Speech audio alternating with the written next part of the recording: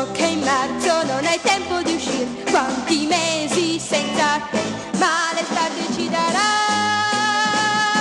sole d'amore e quel po' di libertà di far ciò che tutto l'anno non si può. E nei 2 mesi di luglio ed agosto che festa, che festa, che festa con te.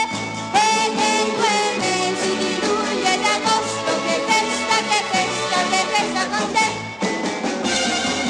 In aprile incomincio a sperare che in maggio io ti possa abbracciare.